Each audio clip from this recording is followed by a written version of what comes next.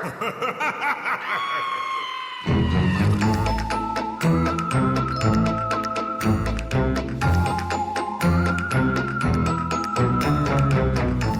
to Horrors Yet Unseen, the podcast where we assign each other horror movies to watch and then talk about it so our spouses don't have to listen to us go on and on and on about scary stuff they don't like. I'm Zach. And I'm Steve. Let's talk about some scary movies. By the way, there will absolutely be spoilers in this show. You have been warned.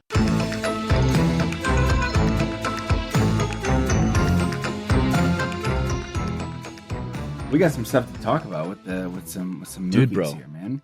Dude, bro. We so have things to talk about. Because I watched movies. Did you watch movies? Or a movie, at least? I at least watched a movie, yes. I did watch a movie. I watched some pretty fantastic ones, but do we have any? Okay, let's do the news, or whatever you want to call it. Let's go. They're remaking Salem's Lot. I saw this. Yes, like HBO Max or something like that, isn't it? Yeah. Comes out like 2 weeks. It's October 3rd. And now I am super excited about that. Is this another Stephen King? This is a Stephen King thing. It's one of his oldest ones, actually. Oh wow, I need to. I think it's from the 70s. I gotta pay attention. I've never seen any Salem's Lot anything, so I don't. It's on my. I think they're on my list. Like the movies are on my list, but I don't know if. Like 1975 is when it was written. And is it a short story or is it a actual full-length novel. book? Mm-hmm. It's a novel. Okay. I know that you mentioned that his short stories seem to be better adapted for. Do you have it on your shelf right now? Yeah, but I haven't read it. Oh, wow. I don't think it is. Dude, that's like an Ayn Rand book. I know. But the difference is with Ayn Rand books, we burn them. We don't read them. Oh, wow. Okay. I mean, cool. Yeah. I have both. I think Brad, shout out Brad. What's up, dude? He bought me both Ayn Rand books, like The Fountainhead and then... That's too bad. I used to like Brad. Oh, wow. Okay. I mean, just full shade at Brad. Okay. Cool. I'm just not an Ayn Rand fan.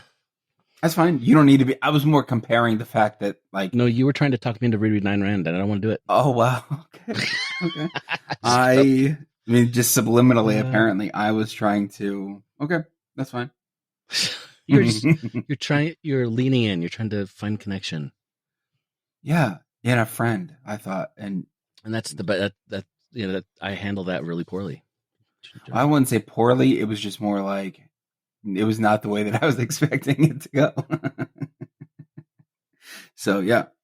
I know nothing about Salem's Lot. So is it? Help me out. It's about vampires. Oh, okay. So it's not about Salem witch trials. I think it's about like Nosferatu, right? And so if you notice here's the title. See the title? It says apostrophe Salem's Lot. Ooh, okay. And that's because it's Jerusalem's Lot is the name of the town that it takes place in. But everybody just calls it Salem's Lot. Okay, see, there you go. I did not know any of that. Yeah, and there's a house on the edge of town that where these vampires live, and they have like their coven or whatever. That's pretty sweet. Okay, whatever the coven. Anyway, nest. And okay, it's like I said, I can't remember a lot about it. It's about vampires. That's all I remember really. But remember, it was good. Okay. The original one is on Shudder. It's elsewhere. They made a movie of this back in the 80s, I believe. And I don't know how good it holds up at all. Yeah, I don't know how good it holds up. The short stories definitely are easier to put to film without losing context. But so we'll see how this one goes. So this is Salem's Lot, 1979. The first film, yes, was 1979. Actually, yeah, you're right. Okay, cool. I will. Oh, it's a 3-hour, two-part miniseries. So it's not going to be super good because it had to be like on TV. Lame. And then they did another version in 2004 with starring Rob Lowe. Anyway, are there any notable actors or actresses in this the new one? I don't know. I wrote down the one line of they're releasing the thing on October 30th. What else? What more do you want me to do? I mean that's be an expert on this thing. I mean, you want me to like research it, write a dissertation for you? Dude, you're like low key being aggro right now, bro. I don't even have time. My back hurts. I just, I got to take it out on somebody. Take a freaking Vicodin and calm down. Oh my gosh. I'm just giving you a hard time. I know you are. It's a place and a house and a story that is tied into a ton of Stephen King's other stuff. It pops up a lot, and the TV show or the series, whatever you want to call it, are they called TV shows if they are only on streaming services anymore, and you can watch it on your iPad? That's a great question. I think they're just called limited series at this point. Yeah, it's a limited series. Okay. But I also don't know who makes up those rules.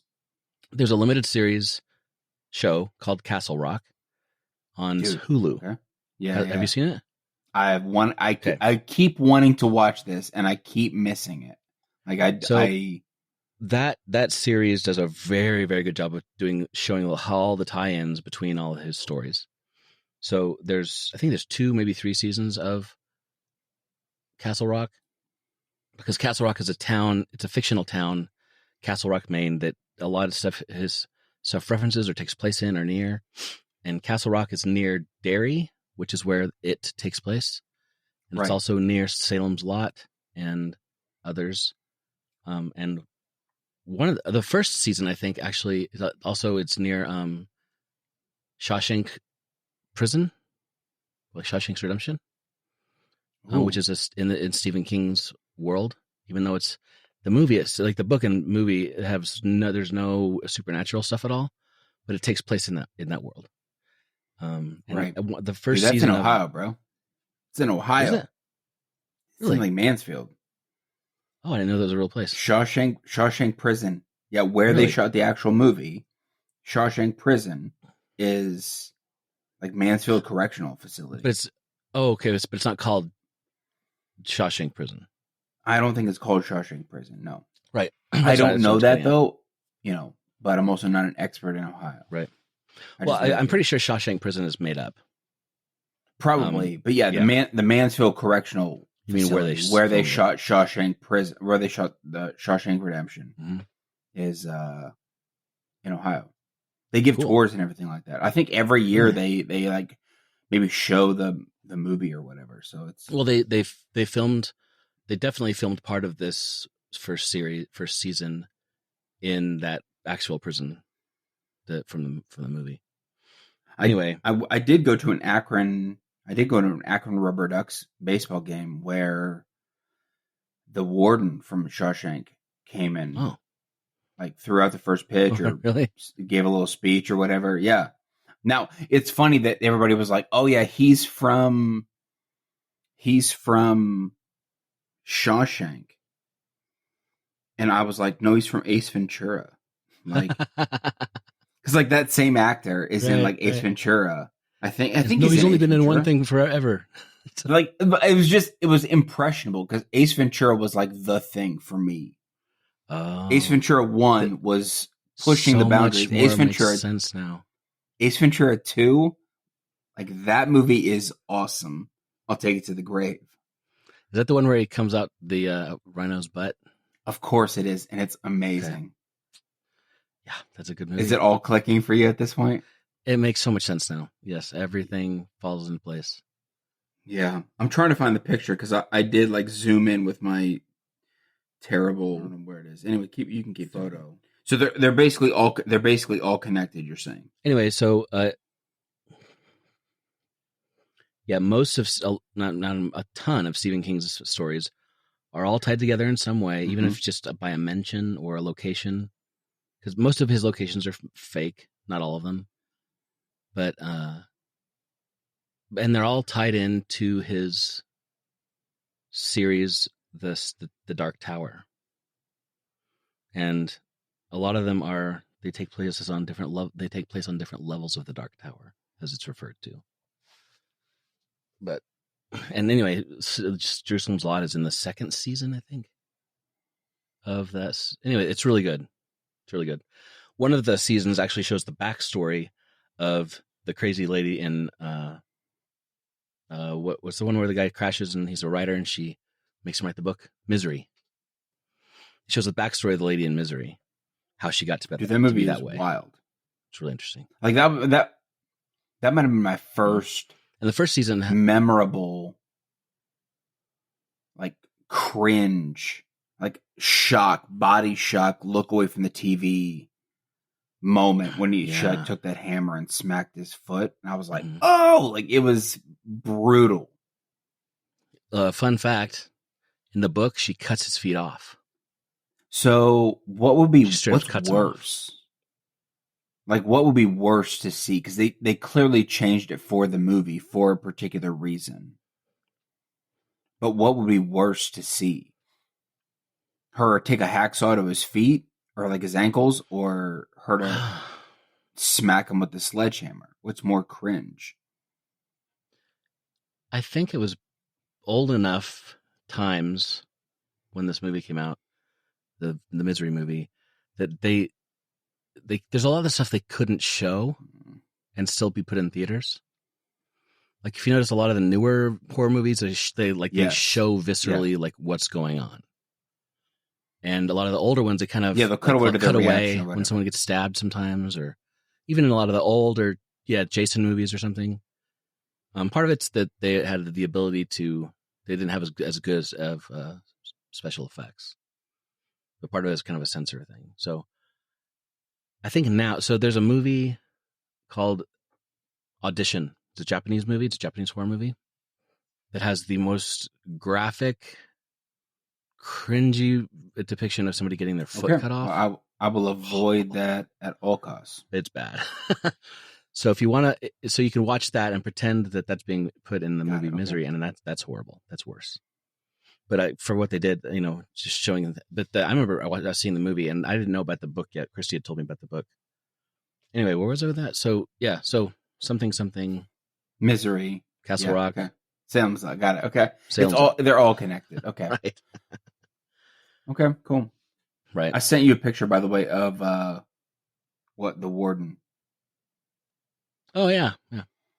They broke his arm. No, I think he might have. He's old, so his bones are fragile.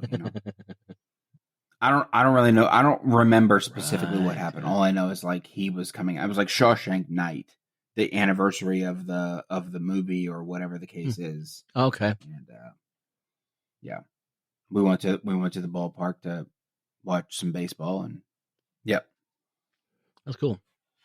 I mean, it probably will be. I mean, if it's going to be on HBO Max, like it's gonna be at least decent. Yeah, they have a pretty good track record. Yeah. So what's this? Are you dogging on Francis Ford Coppola now? Okay. Part of me has a problem with the news that Francis Ford Coppola went on his own Letterboxd and 5-starred his own movie. Now, I will say this. I don't know if this is a common thing. Mm-hmm. And I also want to be cautious with this because if Mike Flanagan did the same thing, I'd probably be kind of fine with it, probably. Something feels off, though, about a director juking the stats of their own movie. But also, like, of course, you're going to think that this is a 5-star movie. Mm-hmm. You're the freaking director. Okay? And I don't know. Part of it just bothers, right? It's the mega whatever. Yeah. So it did not get great reviews. Well, there's also that. Like, this is a movie that he goes, I made this movie. If it loses money, I don't care. But then he goes, I'm going to 5-star my own movie in the midst of it not doing great. So Did he write a review?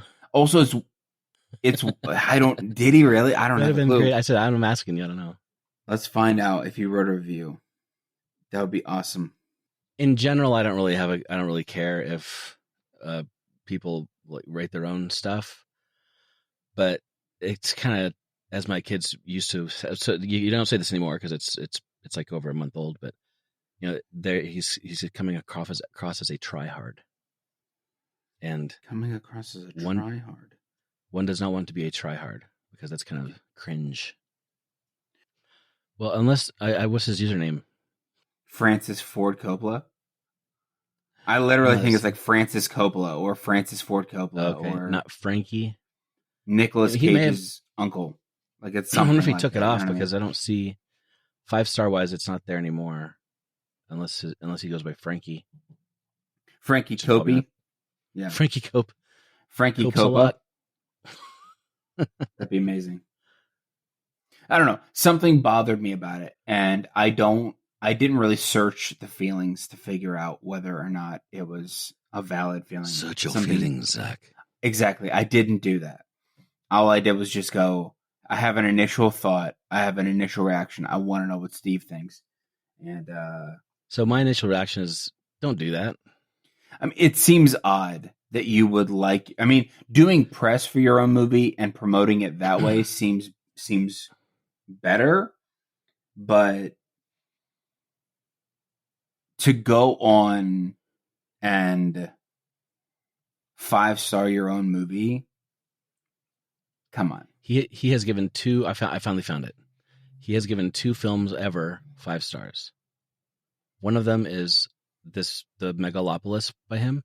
Okay. And the other one is directed by, I think, his daughter, Gia Coppola. Well, okay. Called The Last Showgirl.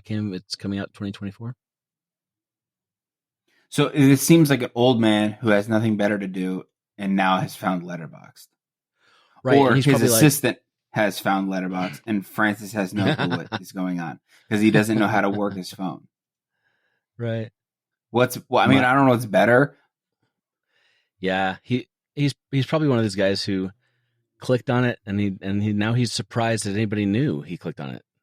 Like, how did they know? I just did it on my computer. Dude, that would make okay if that's the actual story, 100% forgiven, and I am in support of people doing that. I'm in support of directors doing that. If they go, because I've seen TikToks of people sending personal messages to like one person, but they video record themselves and go, "Hey Steve, I just want to check in, see how you're doing." And basically like leave a voicemail, but it's a video voicemail on TikTok. It's a public thing for everybody, but it's geared towards this one person. And those are always some of the funniest TikToks to me. Cause I'm like, this is not how this platform works. You could just text that person. It's like the people at work once in a while, you get a blast to everybody in the company. And by default, the stupid Outlook app on a phone has reply all as the first option, which is stupid UX choice. And so they'll hit reply all and they'll be like, congratulations. And okay. Yeah. Or they'll say, like the HR lady a while back sent out something, HR director, to send it to everybody. And somebody replied back and goes, thanks, Rebecca. Is there any way that you can like help me out with this, this claim I'm trying to file for my insurance? No, it's about this. And she like went on about it. I'm like, no. That's going to everybody. It's going to everybody, dude. We did something very similar. So we just hired our CFO is retiring at the end of the year. So we needed to look for a new CFO. So we found one, hired one, and our current CEO sent out an email to everybody in the company. Everybody, like all 3 companies, sent out this giant email to everyone. Hey, we want to welcome Michelle, blah, blah, blah, blah, blah, blah, whatever. Cool. Right. But you have like everybody hitting reply all going, congratulations. Can't wait to meet you. And I'm like, I don't care. I barely cared about the first email. Cool. We hired somebody. Great. I'll meet them. I work in the same building as them. I'll pop down, Right. shake their hand, introduce myself, all this stuff, right? But people are like, hey, you need to come visit this company, and I can't wait for you to stop by, and blah, blah, blah. And I'm like, just don't hit reply all. Don't do that. You Just all stop. freaking just boomers, knock it off. It's annoying to me. It's boomer behavior is what it is. And if you're a boomer Even if listening it's to this not a boomer. podcast, it's boomer behavior. Even if you're not a boomer, Right, it's exactly, boomer behavior. Even if you're not a boomer, It's giving boomer. it's totally giving boomer. And I can't. Boomer behavior sometimes is one of the funniest things to me, but also can very quickly swing to the most frustrating and annoying thing I've ever experienced in my life. So Indeed. yeah, it's yeah. Anyway, if you're a boomer and you're listening to this, well, I'm surprised you freaking found it because you barely know how to work your stupid iPhone. Shut up. Get the heck out of here. So the Penguin looks nothing like Colin Farrell, and it bothers me. It does? For real? Yeah. I think it's amazing prosthetics. It's amazing prosthetics, but come on. I watch movies with Colin Farrell because he's a handsome man. Well, I mean, that makes me feel something about you, and I don't like it. I mean, cool. It's cool, dude. I mean, what were you going to say? I'm sorry for immediately judging you in who you think is attractive. You're allowed to think Colin Farrell is attractive, and I get it.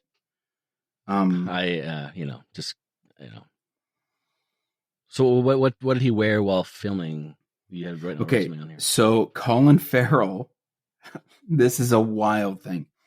Colin Farrell wore a prosthetic ding-ding during the filming of the show The Penguin. And Is he nude a lot or something? Well, okay, I don't know. Now I don't want to watch it.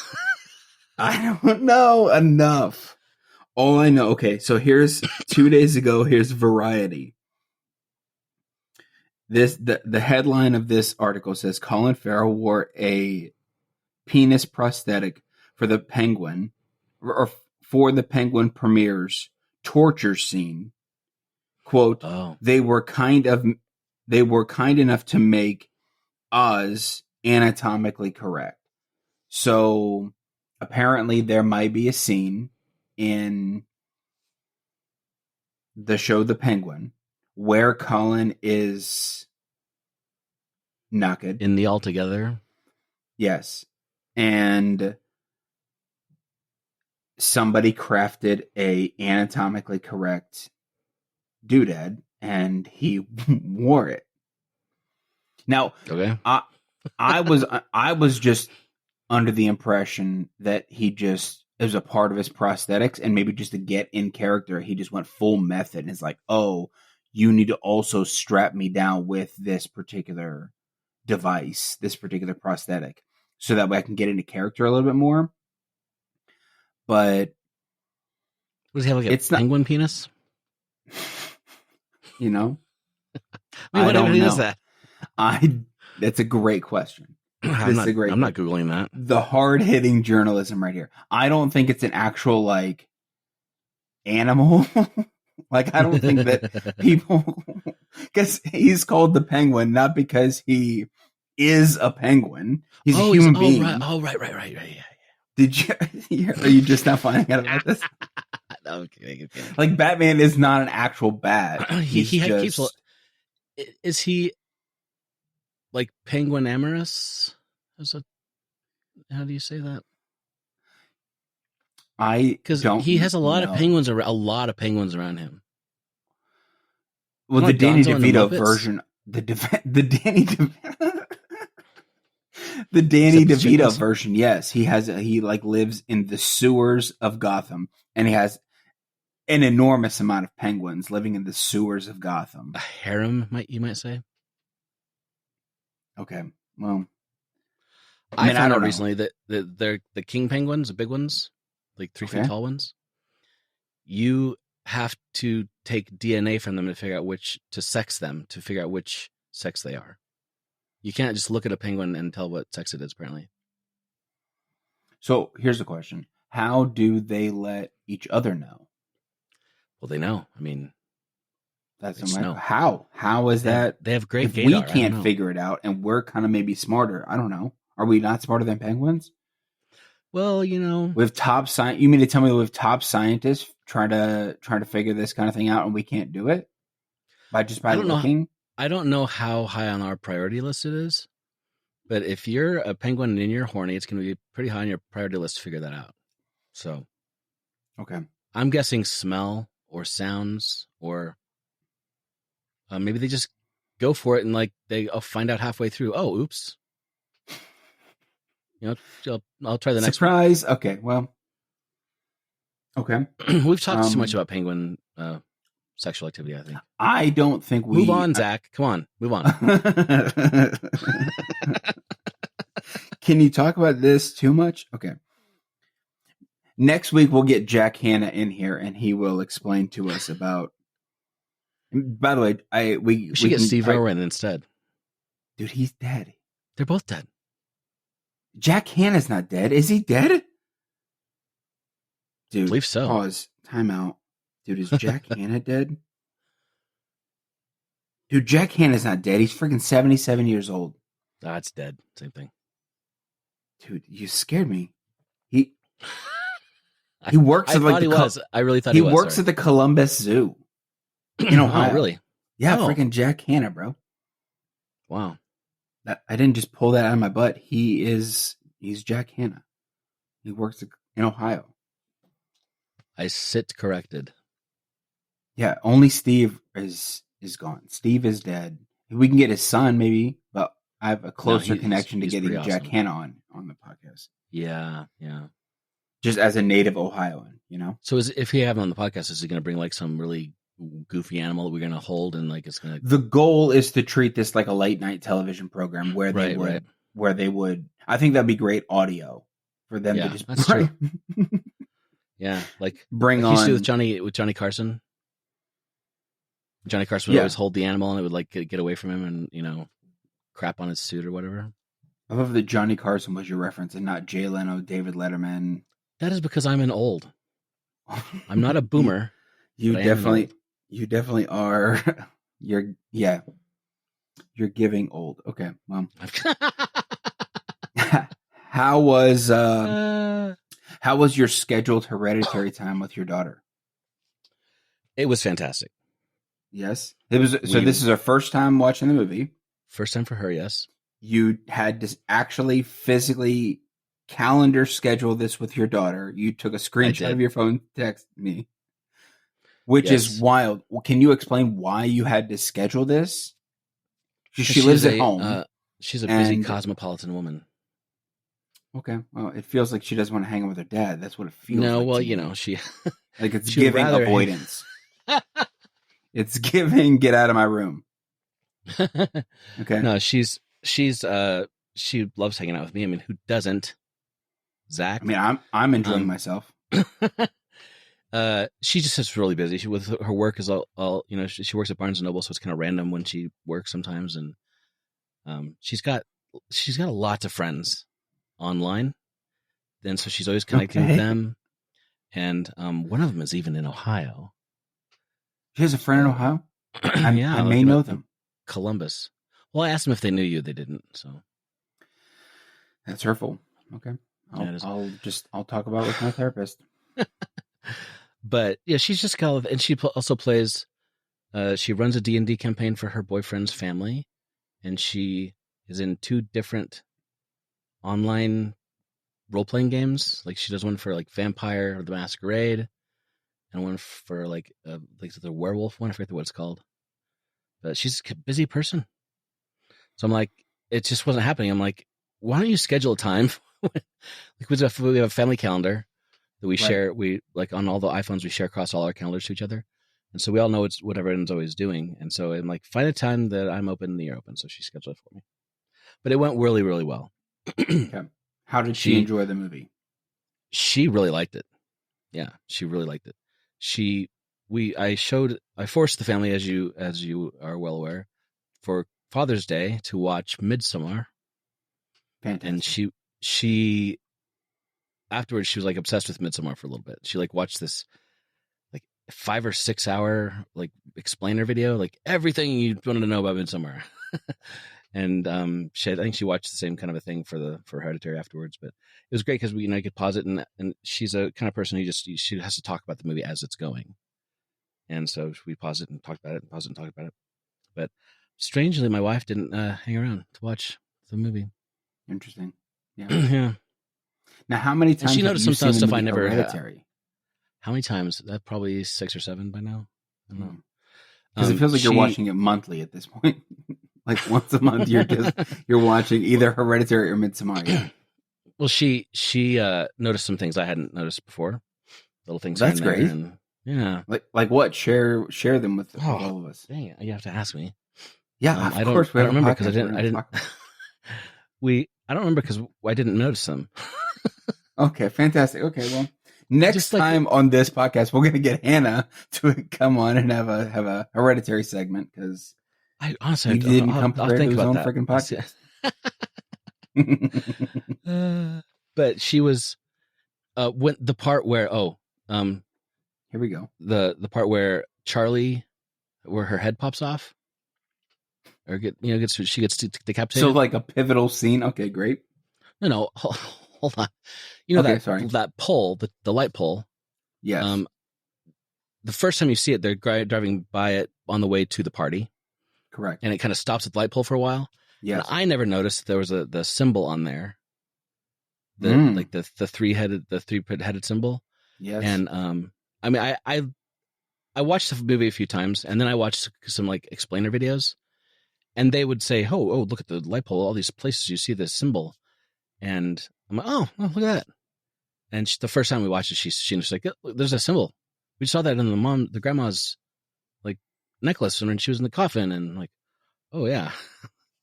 She notices a lot of things. She picks up a lot of things. But it was really fun. And my son watched kind of near the ending of it a bit with us, and I'm like, dude, he gets irrationally angry if there's a movie or a show that goes too far, in his opinion. It's like he'll get like, he's like, why did anybody write this? Who's making these movies? It's like, this is stupid. Why do you need this in your head?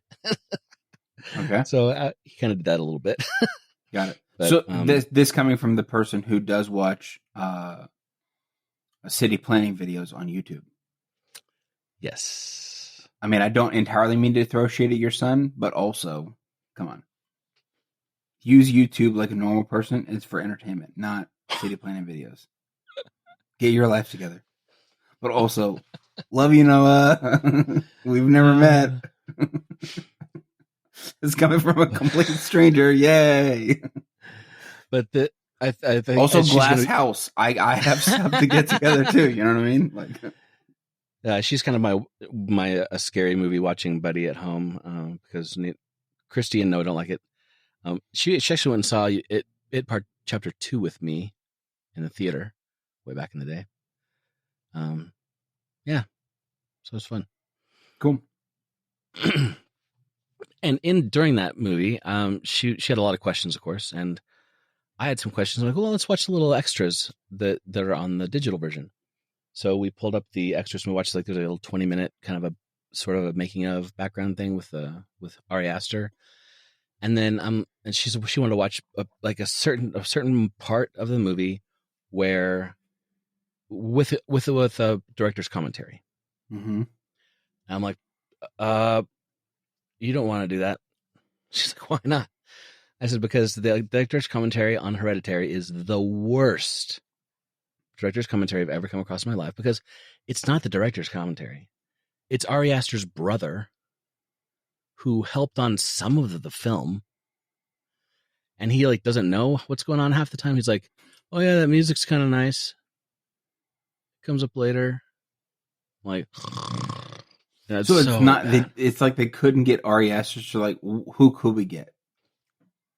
Yeah, his brother. We ran out of money. We can't get Ari Aster to watch. Get a producer or one of the actors or something. I mean, Well, his brother did trash. At least something, so that's good.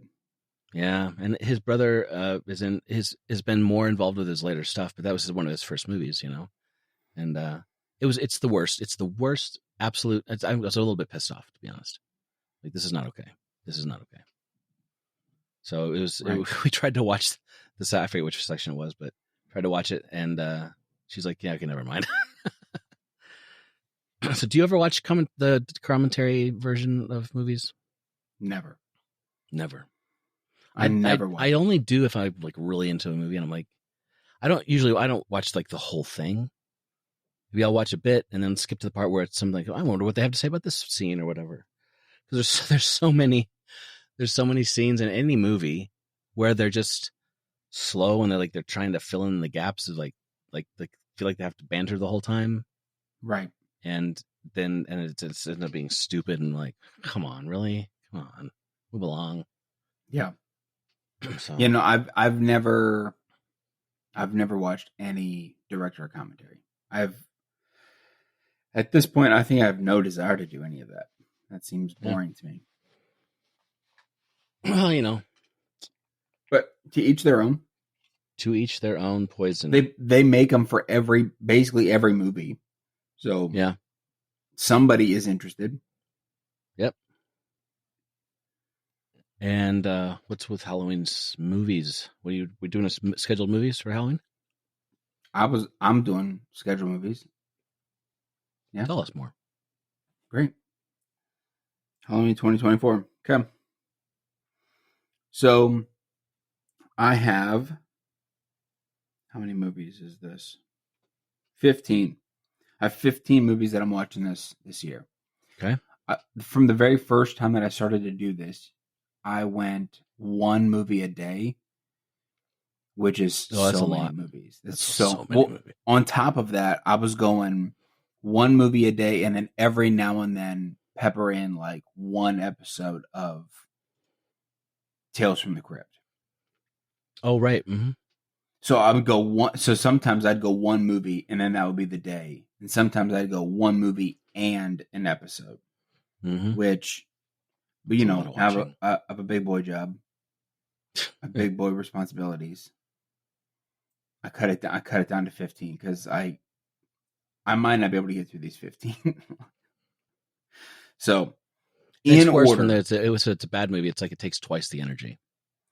Dude, sometimes it takes 100% of the energy. Not even twice, just all of my energy. So all of the energy. I've stopped watching Slasher September movies because I literally got to Sleepaway Camp and Sleepaway Camp and then Back to Back and then Maniac, and I was like, no, these are trash. Yep. And it made me stop watching the rest of the scheduled movies because I was like, I need a half a month to reset. It broke your spirit. It completely broke my spirit. Yeah. Yeah, I was beat up. You definitely don't look like you're being sarcastic right now. Okay, so no, it really did. I'm 100% just kidding. And so, okay, in order, here we go. Leprechaun, The Blob, Hellraiser 3, The Faculty, Alien, Leprechaun 2, Little Shop of Horrors. Never seen that one. With Rick Moranis. Bird Box. You ever seen Never seen Bird Box. Pretty good, yeah. The Scout's Guide to the Zombie Apocalypse. Oh, yeah. That's good. Urban Legend. Okay. As Above, So Below. New Nightmare. Winnie the Pooh 2. Or Winnie the Pooh Blood and Honey 2, or whatever it's called. Okay. Imaginary. And Child's Play 3. Those are my 15. So I've been going through every Halloween. I've been going through Hellraiser, like from the very beginning. So now I'm on Hellraiser 3, and I've also been going through Child's Play. So now I'm on Child's Play 3. I've if one of the movies this is the order that I would like to go, but I make calling inaudible. I thought I went deaf there for a second because you were coughing, and I was like, why can't I hear him? I'm muted. But I can hear myself. What's happening? You just muted your mic. And then, so I might, if Imaginary is as bad as people say that it is, and I have a feeling. That's the Blumhouse one, right? That's the Blumhouse one, yes. Yeah. If it's as bad as people say that it is, I may go Child's Play 3, then Child's Play 4. Which is funny because the Child's Play movies are completely freaking stupid. Yeah. The premise has always been dumb to me because I'm like, kick that stupid doll across the room and run out of the room and knock it off. But like, because you're a human, you can run faster than this doll. Right. What's happening? How are you being caught by this doll? I don't understand. Right. Totally. Yeah. How is he sneaking up on you? I don't get it. Whatever. Got little legs. Yeah, he has little legs, and I get the supernatural, all of yada. But also, come on. And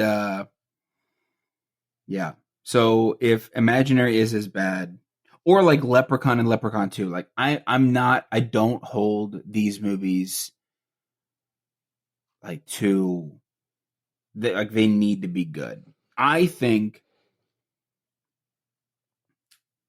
I mean, Alien's probably going to be good, right? Yeah. Little Shop of Horrors, I expect to be good. Yeah, it's good. I just at least have the expectation that it's going to be good. It's a musical. Yeah, it's going to be great. Watch it with your wife. She'll like it. Bird Box. I started to watch Bird Box when it first came out, and there's a scene in the very beginning of the movie where, what is her name? Sarah Paulson, I think, is in this movie. Mm-hmm. Yeah. And they zoom in on Sarah's eyes while she's driving. And they're all like, my eyes are freaking out just thinking about it. That made me stop watching the movie. Really? Eye stuff I can't handle. Like, even like watch Casey put her contacts in. I'm like, nope. Really? I can't even watch it. Wow. But it made me stop watching the movie because I couldn't get past it. I could have just hit the 10-second skip button, but it made full stop. I clearly my heart was not in it. But Scout's Guide to Zombie Apocalypse, I expect to be dumb, but funny dumb. It's pretty funny dumb, but like it's really good. Urban Legend, I expect to be mid. As Above, So Below, I've heard is pretty decent. Winnie the Pooh, Blood and Honey 2, probably ridiculously bad. Bad, yeah. Yeah. Imaginary does not have any good ratings, I don't think, and so I expect this to be the same as Night Swim, which is complete trash. The Blob, I think it could be fun. The original one from like the 50s, or this is 1988. This is the reboot, 1988. I expect it to be at least as good as The Stuff, and to me, The Stuff was awesome. Have you seen The Stuff yet? No. I may or may not give you that this week. Spoiler alert. Just because we're talking about it now, and you should watch it because it's ridiculous. It's about alien yogurt. So let's be honest with ourselves. Come on. I'm not gonna lie. It's about alien yogurt. Oh wow. That's a real. It's not a euphemism, right? Well, you'll find out. Anyway, I also didn't know if you wanted to talk about what we could be doing for a Halloween episode. I'm gonna throw it out on Instagram, see what people might want, and by people I mean like the one person that may respond. Right. Oh, I'm looking at the trailer, or the trailer, the cover for The Stuff, and that's a gross picture. That's what drew me in. So I'm a big fan of movie. You gave it one posters. whole star, dude. It's not great, but it's also one of the best movies I've ever seen. What? Okay. You weren't and then they've got Sir. Yeah. It's worth the 1 star that I gave it. It's worth the 1 star that I gave it. But it's also a great movie. And by great, I mean it's not good. It's great. Yeah. Okay. Anyway. Yeah. Right. I expect the Blob to be good. So yeah. I picked all of these movies. I've never seen any of them.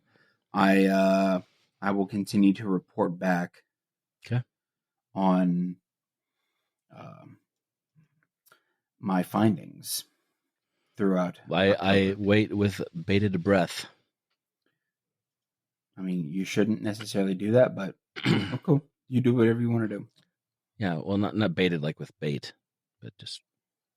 I get it. I understand.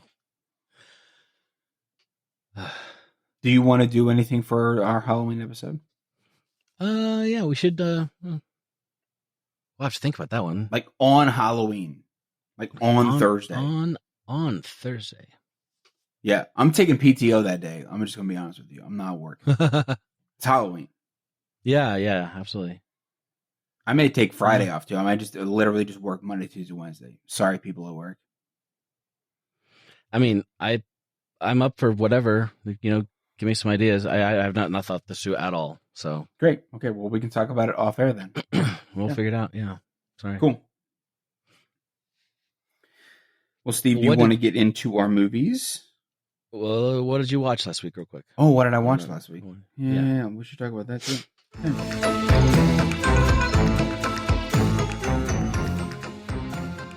Hey, Zach. What's up? What did you watch last week? I watched some movies. You want to talk about them? I mean, I would like to find the list of movies. Not watch list. Oh my gosh, quit going there. Lists. Do I not have? Okay, I didn't update it. I watched fantastic. Now I gotta do it by memory. Dude, I have no clue what I watched. I watched the movie you assigned me. I continued watching Onyx the Fortuitous. Yeah. I didn't finish it, but I have continued watching it. I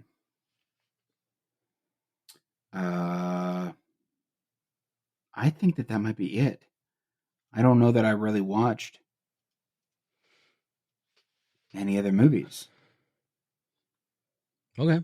This is the problem with my memory. Fine. Like I just genuinely can't remember. Yeah, I would totally forget everything if I. I didn't write it down. I didn't write any of them down. I obsessively log things in Letterboxd because I'll forget. Yeah. I don't know that if I could open up Shudder and see if I watched anything. Did I watch anything in Shudder? How do I find that out? Keep watching. Oh, I watched Speak No Evil. Like the OG Speak No Evil. Oh, right, we should probably talk about that. I think we wanted to talk about that because I was genuinely upset, and also they freaking deserved it. Yeah, they're morons. Absolute morons. Yeah. So that's it. I think I only watched like Speak No Evil, You'll Never Find Me, and then I watched like just a couple more minutes of Onyx the Fortuitous. So okay, yeah. The original, I'm still looking. I still want to see the new one, of course.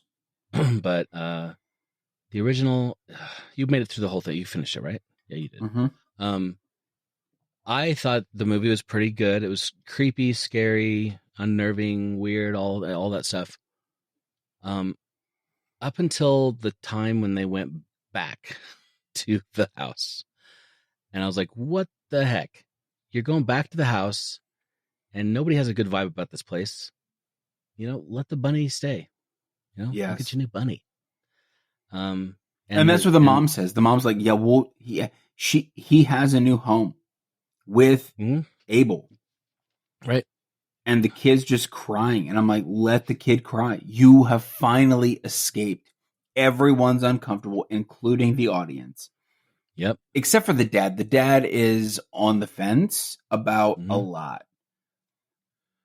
Right. Like, he's just like, yeah, let's just see where this goes. And I'm just going to be polite the entire time, even if it means my entire family gets murdered. And I'm like, Yeah, be which a is better person. Just right. be a better person. person.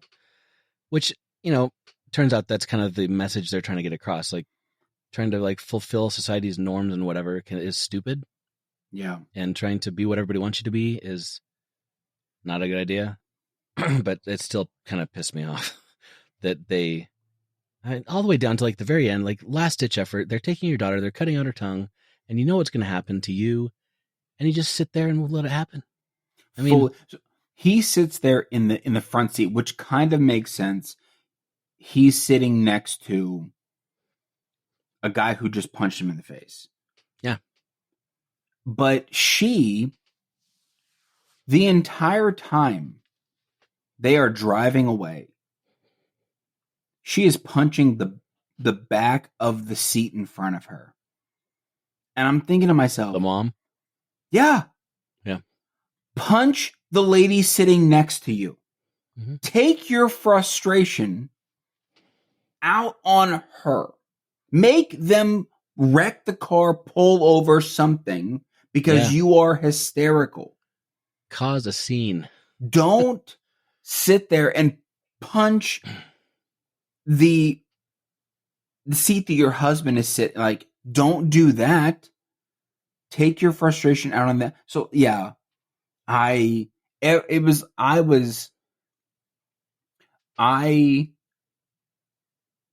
a horror movie when somebody goes, I'll be right back. I gave more grace to everyone in every horror movie who's ever said that than I did these people. Yeah, and even knowing like what it's supposed to be about and like the point it's trying to make, it was so unbelievable that someone would just roll over and let that stuff happen to him. That it kind of took me out of it all. I'm like, well, it just pissed me off. That was why the kill in like the quote unquote kill, the yoga scene in A Violent Nature was not as like, I was like, she deserved it. Yeah. She gave up. She fully gave up. She could have just simply jumped off that cliff. She could have ran. She could have done something. You mean to tell me she didn't even kick? She didn't even punch. She didn't even slap. Nothing. She didn't defend herself in the least little bit. You get your head pulled through your torso. That's what happens. That's exactly what happens. And you deserve it. Period. End of story. Not subjective, 100% objective truth. Right. And like, I'm right. That's a hill I'm going to die on forever. Right. In Speak No Evil, as soon as he was like, why are you doing this? And the guy's like, because you let me. I was like, that's it. That's the answer. It's because he outsmarted you and he didn't need to.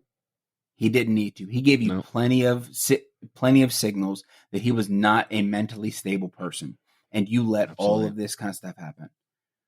No, and nowhere did even the dad try to get out of the car to help save his daughter. Right. They let everything happen. Yeah. Even up to the point of getting like letting people stone them, which is the slowest way to die. Did they have any weapons? I don't think that the bad guys did.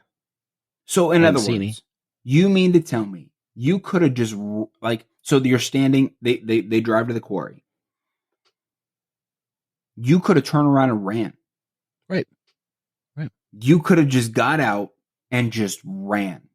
Right. Sure, they have a car. You could just jump into the quarry. You could just like run down a hill. Right. They're not going to drive their car down there. No. You mean to tell me you could have tried to escape? This is why this movie is so freaking maddening. And I do want to, because it is maddening, I do want to see the latest one, to see, number one, how they changed the ending, because you told me that they did change the ending to something a little less crazy. A little bit more American. Fine. I get the vibe that fighting back happens in the second one, in the new one. I hope that's something. I mean, change the death at the end, fine, but at least fight. At least, right? Yeah, it was the fact that they literally just simply did nothing, and all of that happened to them and their daughter. Like, oh my gosh! And you drove back for a rabbit. That's the crazy part. You drove back for a stupid stuffed animal. Anyway, yeah. What movies did you watch, Steve? It's gonna sound like I watched a lot, but like half of them were like I needed to watch like the last 15 minutes or whatever. Okay. So I watched slash. How do you say this? It's a slash back. The word slash, and then a slash, and then the word back. So slash back. Okay. It's a very unique movie because it's filmed in it's like in way north. You don't know if it's a Canada or the U.S., but it's very far north, and it's like a native, a First Peoples, like a village, Okay, way out in the middle of nowhere, on the ice sheets, basically, and it's basically starring a bunch of the kids who live in that real town, and so none of them are good actors because they're kids, doing this for the first time or whatever, right? But it had a lot of heart, this movie, because there's like an alien invasion that is like taking over the animals and then starts taking over the people and killing them, and they fight it back. And the thing I liked about it was that the story was interesting, but also it's just I don't know. It had a lot. When I say it had a lot of heart, is because I liked the attitudes of the people in it, and they're like, we're not going to let this stop us. And then I realized after I watched the movie, oh, it's an allegory for colonialism. Duh. Got it. Okay. And so it was really, really good, and a really good movie. Anyway, I ranked it higher. I give it like 3.5 stars. If it wasn't for like the I don't know, it wasn't that great, but I'll move on. I'm talking too much about it. And then I watched They Cloned Tyrone, which blew my mind away how good that movie was. Have you seen that? They Cloned Tyrone. Cloned Tyrone. No. It's on Netflix, I believe. That is so funny. And I watched it with my wife, and she just was laughing the whole time. It's really, really some really funny stuff. I give it 4.5 stars. Okay. And then I watched Psycho Goreman. And Psycho Goreman. Okay. Goreman. Psycho Goreman. Yeah. No, that was funny. That was good. And then watch Backcountry with the bear. Cocaine bear that attacks. Okay. Yeah. Yeah, it's just called Bear, not Cocaine Bear, because there's no cocaine involved. Okay, well. But saw that, and 3 stars. It was good. It was better than average. It was good? 3 stars? It was good? Well, it was better than average. So it was good-ish. I'm fully judging that movie because, like you said, Zach, did you watch it? No, because I saw the poster and just went, no, this is not my kind of movie. Because I watched Cocaine Bear, and it ruined all of these types of movies for me. So now I just judge all of these. So I might watch it, but it's just I'm already tainted. I've already set the movie up for failure. So yeah. Well, at least you don't have any preconceived notions about things and people and whatever. At least, yes, of course. I rarely ever do. I rarely. I come at people with a clean slate and all of that. Yeah. And obviously, whatever you call horror is changeable. Everyone has their own different opinion. I didn't feel like this was a horror movie necessarily. It was scary at parts, but it was more of it was really like an intense thriller. Because it's mostly about they go hiking and there's a bear and he attacks, and then she has to get out of the forest by herself. That's about it. Literally, that's it. Yeah, and it's very, very intense and very like when he attacks and kills the guy. Spoiler alert, but that's the whole thing of this podcast.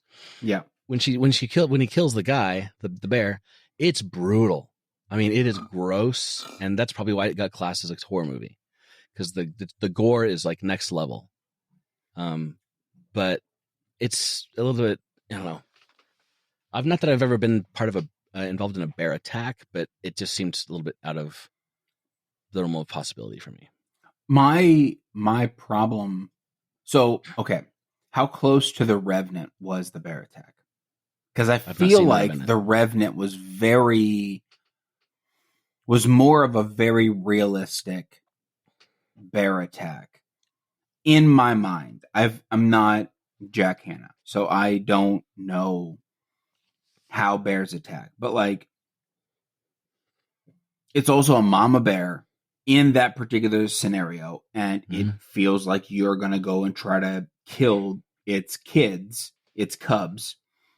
So it attacks, it attacks Leo and just mauls him to death. But it was pretty realistic from what I could imagine a bear attack would be. Was there any catalyst? Or was this just this bear woke up on the wrong side of the bed? You get the vibe that it's kind of a crazy bear, like something's wrong with it, sort of. So cocaine. It's cocaine. Okay, it's cocaine bear. Got it. Okay, I understand. It's cocaine bear. Maybe it's like too much Claritin D bear. Too much Claritin D. Okay. A little bit. Okay. But yeah, there was nothing to the bear other than it was crazy and killer, and it would not stop, and it kept following her. So, see, that's the wild part, is that you basically serial killerized, if that's not a word, but a bear. Yeah. Because bears have, that seems like a dumb premise. But it was entertaining nonetheless. Okay, great. And then I saw Things Heard and Seen, which was a slow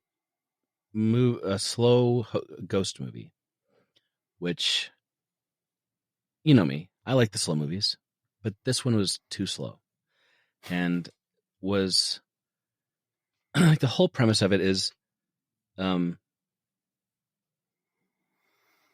her husband is a jerk, kind of abusive and cheating on her, and the ghosts in the house are like, have also been through that before, and like, they're there to help her. But the ghosts don't help her, and she gets killed, and they're like, well, now you're part of us. And it's like, what was the purpose of this movie? Like, the ghosts were there. They could have done something, and they're like, we couldn't do anything. It's like, well, why are you even bothering me then? It was right. That's the way that I felt. So that's fully the way that I felt about Pet Sematary. So like, the original Pet Sematary has this ghost that could help. It could intervene. And it does intervene, but in some of the worst ways possible. Yeah. Least helpful. Because it's like, oh, the mom needs to get home from Chicago. So I'm going to, and she's running late to her flight. So I'm going to hold the door open so she can run down the gate. Right. She can't she needs to hitch a ride. And if he would have left good, well enough alone, Mom would still be alive. If the ghost had left Mom alone and went to go see Dad. Yep. Dad's the one going through it. Dad's the one dealing with stuff. Go talk to Dad and Herman Munster. Go talk to them. Leave Mom alone. Mom's in Chicago. Leave him alone. Go. Dad's the one who's losing his freaking mind and trying to resurrect his son. Go talk to that man. Go talk to him. He needs your help. Mom is fine. Leave Mom alone. She'll get home when she gets home. And she can pitch her own ride. Feminism. But let's just go deal with Dad. And he doesn't. He's like, I tried to warn Dad very lightly in the very beginning of this movie. He doesn't listen. But you didn't warn him. You basically gave him the keys to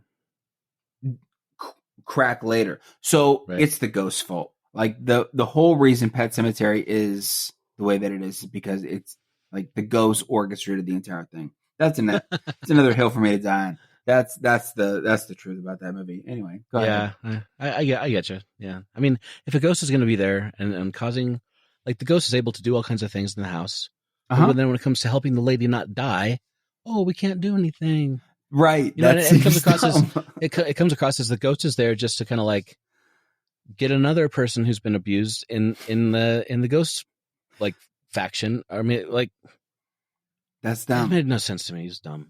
Yeah. 2 stars. Because it was good. It was good otherwise, but I mean, 2 stars. The acting was great. I really do like what's her name? Amanda Seyfried. I like her. She's got good stuff. But anyway. And then I saw Hereditary. And then I watched You'll Never Find Me again. So we've been talking about it. Yes. And I watched the Instigators with my wife. It's on the Apple TV Plus if you have that. It's a Matt Damon, Casey Affleck thing, and I can tell they're really trying to riff on Ocean's 11. It's like Ocean's 2. Yeah, they're like dumb criminals who bumble through stuff and things happen. There are a lot of funny stuff, but it was like, it was okay. Do you not get that vibe from every trailer for The Wolves with George Clooney? 1,000%, and I can't wait. It's so that's the thing is like I want to watch that movie with Matt Damon and Casey Affleck. Like I want to watch that movie. But I think you're right. That's the vibe. That's the banter in the Ocean's movies. Yep. Is part of the reason why I love those movies. Oh, I love those movies. And it's very similar banter in at least in the trailer, because again, I've never seen the movie. But when I watched the trailers for The Wolves, it's the same banter. It's 100%. the same banter between George Clooney and Brad Pitt. And I'm like, that's what is selling me on this movie. Right. It could be a terrible movie, but I'm sold because I'm equating it to the Ocean's movies. So, which by the way, apparently I think they're doing another one. Like they're getting the actual band back together, the same cast, except for Bernie Mac. He's no longer with us. Well, and also the oldest guy. Ross and Monica's dad? Yes. Yes, I also believe no. Not he passed away, yes. But then there was another guy. The other older guy. Oh, yeah, so Ross and Rachel's dad did not die. I don't think. What's his name? I think he's dead. I think both of them are gone. Really? Ross and Rachel's parents from Friends. Those actors are dead. In Elliot Gould? I think he's dead. Elliot Gould, I don't think he's dead. No, he's not dead? No, but the one Is I was he with thinking Jack of Hanna in was... Columbus? He's not dead. Carl Reiner is dead. Carl Reiner's dead, yes. Yes. Oh, man. But he died in 2020. Such a good actor. Yeah. But, I'd love it. I mean, Christy and I watched that movie and we're like, it makes me want to watch Ocean's 11 again. Yeah, it's a good movie. That's a movie I could watch over and over and over. It's a great one. Yeah. And then I watched Psycho Goreman again. You watched it twice? Yeah. Well, I kind of skipped through the second time a little bit. Okay. And then I watched Onyx the Fortuitous and the Talisman of Souls. Dude, that movie's so great. It's so great. It's the way that he talks is it's so funny. One of the best things, and the fact that like, oh my gosh, yeah, I'm only at the place where they go to the house and the owner, like the guy that they're there for, is dead. Oh, so you're pretty early on. Yeah, so I don't know. He's dead. They basically like resurrect him. It's pretty clear that he's a charlatan. It's at least clear to me that he's a charlatan. I'm sure that he probably is, and that might be a plot point, and it gets revealed, like maybe when things get too out of hand. I don't know that for sure, but if I had to guess, I wouldn't be surprised if that's exactly. And then Onyx has to come in to his own and take over. That would not surprise me. But the way that he talks is one of the, and just his mannerisms and that conversation that he had with his dad or his stepdad in the very beginning. That's great. One of the, like, the mom's like, take a deep breath. And so they all take a deep breath. And by the end of it, they're both just like, F you. Like, it's just so stupid. It was so funny, dude. That's a funny movie. Well, I'll have to watch it in its entirety then, and then we can fully talk about it. Yeah. Worth it for sure. And that's it. Cool. Good stuff. This week you are on tap to go first, I believe. Yeah. Right? I am. Why don't you hit us with your best shot, Zach? Okay. That song's in my head. A little Pat Benatar. Okay. Yeah. Okay, cool. Ooh, that's good pull. I didn't know that. Did you not know that was Pat Benatar? You could ask me, give me 1,000 years, I wouldn't have come up with that name. For real? Dude. You know. Pat Benatar is awesome. I can't be bothered with people's names. Oh, okay. Which one are you?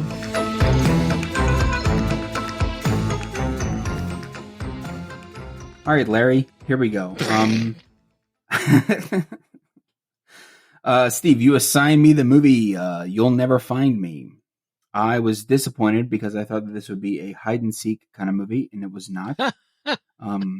Based on the title, I thought maybe like a tag. It's like tag, right? And they're just like, tag, you're it, and then he runs off and hides. Maybe I thought like hide and seek, like, oh, let me count to 10, and then you're never going to find me. If you go into this movie thinking it is a hide and seek movie, you will be strongly disappointed. It is not. Absolutely. It's not. It's not that movie. Okay, now that my dad joke is out of the way, we can get to. This has an 81% Rotten Tomatoes score, certified fresh. 67% audience score. It is a 3.0 out of 5 on Letterboxd and a 5.8 out of 10 on IMDb. The Google synopsis says this. On a stormy night, Patrick, a seemingly troubled man, is visited by a mysterious woman asking for shelter at his mobile home. As the night unfolds, their anxiety and mutual mistrust grow, causing fear and paranoia to engulf the small RV. That's a pretty decent. That's pretty good. It's pretty good. It doesn't entirely prepare you for how we're going to see the paranoia unfold. Yep. Okay, so I didn't know what to expect with this movie. I was very bummed out at the slow burnness of this movie, as I texted you during. Yeah. Like I got to about 10 minutes in this movie, and I literally went, nope, I don't want to finish this movie. Already, like 10 minutes in, I felt like I had to kind of coach you through it. Like, you can do I'm good. I'm real good. I was just I was not having it. I'm fine with slow burn movies to some extent. I think the thing that bothered me was the fact that this movie is like, I don't know, just very philosophical. Yeah. Like every monologue in this movie is so heady. It is like heady and heavy. Oh my gosh. And yeah, there is no there is no lightness to this movie. There is no. Like, brevity. There is no the small amount of joy in the movie when he finally laughs as they're playing like BS, cards. As they're playing the card game. Is immediately brought down.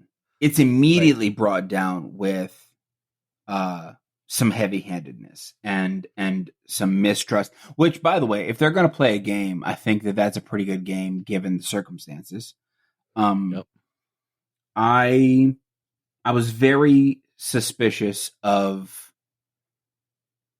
both of them the entire time. Because he's That's like, oh, one you thing I can like leave about whenever this, you yeah. want, but then also like, I want to walk you to the phone. Yeah. And then you do think that he does lock the door, and he doesn't lock the door. And then at one point I thought, this movie reminds me very much of the movie Identity. Have you ever seen the movie Identity? I've started it and I don't think I ever finished it. Actually, Okay. I forgot about it. Yeah. Okay. So light spoilers for that one. Go ahead. They're all the same person. And so all of these characters, like you find out at the end of the movie, this one guy is a schizophrenic, and all of these characters at this motel are him. Really? Are his personalities. And so, which Right. is a wild twist. Identity's a great movie. I shouldn't say great movie. I've not seen it recently. That might change. It's got pretty, yeah, it was pretty good when I saw As it. of the last time I saw this movie, I thought it was pretty decent. Great twist, still worth watching. Even though I did technically just spoil the ending for you.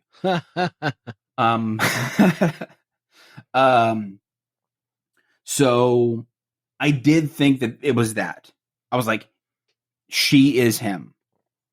Like, she is a part of him. She's not real. She's in his head. She is a figment of his imagination. She is like, or she is real and he's not real. Something like that. Like yeah. they're combined some way, which to some degree, I'm not overly wrong, because technically she doesn't exist. Yeah. She never She existed. did. I don't think that she ever existed. I think that she is some sort of manifestation of all of these people that he's killed. And he psychotically breaks down because he is a serial killer. And so the only thing that we know is real in this movie, based on my opinion. I did not watch any videos or any breakdowns of this movie. Right. What I gathered is that the very beginning of the movie, when he is sitting there alone, drinking whiskey or whatever is in front of him, whatever is in that bottle, that's real. Okay. And then the very last scene, right, is real. Everything in the middle, 100% fake. I think it's all going on in his head. It's all going on in his head. And so, but what it is alluding to, it seems like, I don't know this for sure, is that he is this prolific serial killer who has killed all of these girls. And he is having a mental breakdown, probably because of guilt, probably because of just him being haunted maybe by all of these killings. And I think she is this quote unquote manifestation of that guilt, of that haunting. She is all of these women combined into one entity that has come to maybe torment him. Yeah. In that regard, this is a pretty great movie. I did not like the way the chaos unfurled at the end with the quote unquote cops showing up and like him getting sucked into like all of those girls kind of showing up, and it was meant to show him completely unraveling. But those moments of chaos, which I've seen in several different movies now, it's like they throw everything at the wall. They're just so chaotic. And I've never really seen a good depiction of a good physical depiction of mental stress and mental chaos like that. It only comes across sloppy. Okay. Because I was going to say, mental breakdown would be too much to handle, right? Exactly. And but I know what you're trying to do, right? But for whatever reason, it doesn't. I have an opinion about it that it just doesn't settle well with me because I've never really seen a good one. But I don't know that you can. I don't know that you can really capture that type of moment on film like that. So it just it's always kind of going to be very chaotic and very messy because that's what it's trying to convey. So for that, I'm going to give it some grace. But I mean, this movie it's still a very wild kind of ride. And yeah, I didn't hate it. It was very, very slow. Yeah. And there was a part of me that was let down because none of it is real. Like that pulling the rug out from underneath me never really leaves me with a good fuzzy feeling. It makes me feel like I've completely wasted my time watching this movie because none of it is real. So I'm like, why am I watching this movie? Because none of this is real. There was another movie recently that I think maybe you assigned me or I watched on my own. I'm not too sure. That gave me a very similar vibe. What movie was that? That none of it was real, like at the end. Do you remember? Just vaguely, but I can't remember the name of it or anything.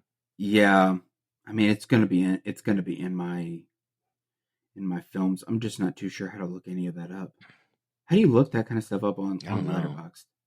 Can you look up by? You can click on your diary if you've logged it. I mean, I have logged it. How do you view diary? How do I do that? You and activity. There's so many. Oh my gosh. Okay, my diary only goes so far. How do I find my diary? What? Click this is riveting podcasting here. Yeah, there was another movie that we watched, and none of it was really real.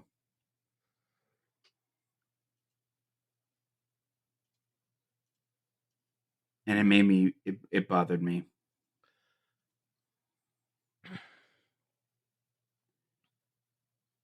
Anyway. The Voices? No, I don't know. Anyway, it doesn't necessarily matter. That type of movie does not necessarily gel well with me. But it's not the worst. It's just not my favorite. Where you just kind of watch a movie and then you come to find out that all of what you saw was not real, and that. Well, it kind of depends on what you mean by real, because in a movie like this, it's like the movie's like spending an hour and a half inside the mind of a serial killer, basically, who is struggling with what he's done, because it's like he's on one hand he feels like it was fine, and on the other hand he's realizing something's not right, and it's like she's like, I think you nailed it with like she's a personification of everything that happened, all those women or whatever, like an amalgam of them. And she's kind of the side of his mind who's like, this is not cool, dude. And so this it's like watching the battle in his mind. So in that sense, it's a real battle in his mind. But I totally know what you mean as far as like it didn't happen in IRL in the real world. Exactly. Yeah, I get that. Yeah, I think it's like I said, it wasn't bad. Even though it might feel like I'm not necessarily giving it a glowing review, it is amazing to me the depth of the story that they told with only two people in the entire movie. Like for that, it gets major points in my mind because and I was legitimately on the like kind of the edge of my seat a lot of the time. Like it was slow, but at the same time, it's like, what the heck's going on? What There's also what they've is going to happen? I don't Yeah. know what is going to happen. Is somebody going to who's going to snap first? Because she's there. There's that revelation of like, hey, if the gate's locked, how did you get in here? Right. Like that first twist Yeah. where she knocks on the door and you're immediately suspicious, right? And you're like, Mhm. what the heck is going on? She's standing there and he's kind of being a douche, honestly. He's being very rude. Like, here, you're dripping on my floor. Yeah, it's freaking raining outside, you ding dong. Like, you don't have a doormat. So, yeah, she's dripping on your floor. Give her a towel. So, but then she's standing there completely shivering. He's like, hold on, and just runs off. And you're like, what the heck are you making her wait there for? And then he's like, yeah, let me take your shirt off and I'll just put it on this. Take your clothes off, basically, and I'll dry them for you. And I'm like, whoa, timeout. I'm with her. This is not great. It's not, I understand you're trying to be nice, but that's not great. Like it's at least not coming off well. And, so, but then that twist of like, they keep talking about, well, the gate's locked. Mm-hmm. So that way nobody can drive through the trailer park in the middle of the night. Which I think is odd because I'm like, well, then how can what if happens if the residents want to get out? Yeah, right. Why? You find out they had a key, but still. Yeah, fine, but that's odd. And then that's one of the things I liked about it as far as it wasn't a situation where you knew he was a serial killer, right? And the whole time, you're like, how's she going to get away? But what they brought into it was distrusting her. Like, wait, what? Why is she there? And he kept he kept picking up on things like, it's too far from the beach for you to be in barefoot. Well, why are you barefoot? All these little things like, is she a bad guy?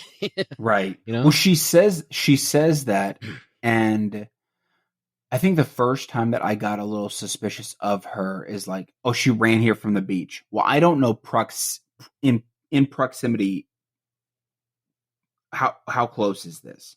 So I just kind of trusted, okay, fine. She ran here from the beach. She fell asleep. She ran here from the beach, whatever. But then my first inkling of kind of what the heck is going on with her, and I'm literally losing it as I'm trying to say it, is when she calls the hotel home. Like she's like, oh, I'm going to my house. Right. Oh, the hotel. And I'm like, wait, that's odd. Why did you? That's a weird thing. And he even calls it out later in the movie. He's like, that's a weird thing to call a hotel. Mm-hmm. Why would you call a hotel your home? And yeah, that amount, definitely on his part, there is a massive amount of mistrust. But you're also seeing it at that point from her vantage point. And a lot of the movie seems like it's from her vantage point. So from an audience perspective, I was very suspicious of him, even though it's his house. Right. I was very suspicious of him almost the entire time. Yeah. Or at least more suspicious of him than I was of her. But which is, again, going to give it points because in this type of scenario, you would be more suspicious of the stranger than the person in the house. Yeah. And the fact that they were able to flip that was like, wow, that's crazy that when you really start to think about how, as an audience member, I'm suspicious of the resident, not overtly the stranger. So yeah, but when he says like, what if they lock the gate and no one can get in? How did you get in? I was like, oh dang. Yeah. Mm-hmm. Why are you here?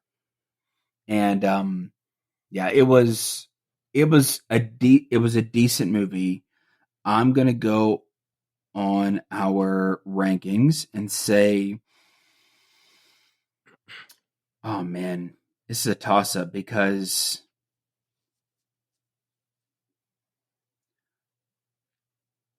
this is definitely worth another watch. But I don't love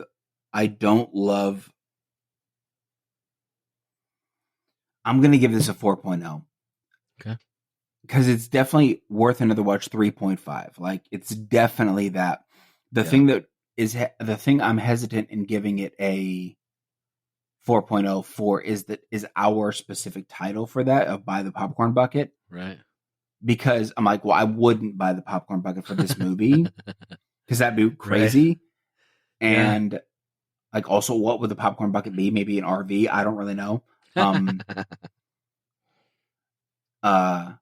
Or you can go super niche with it, and it could be the little vial of poison GHB. Yeah. Yeah. So, and that is like a life-size vial of that. Yeah. But like, that's the popcorn bucket, and again, it's very niche. I was from that point very early on in the movie when you saw him standing at the counter and he has this vial in his hand, or maybe he's sitting at the table. Mm-hmm.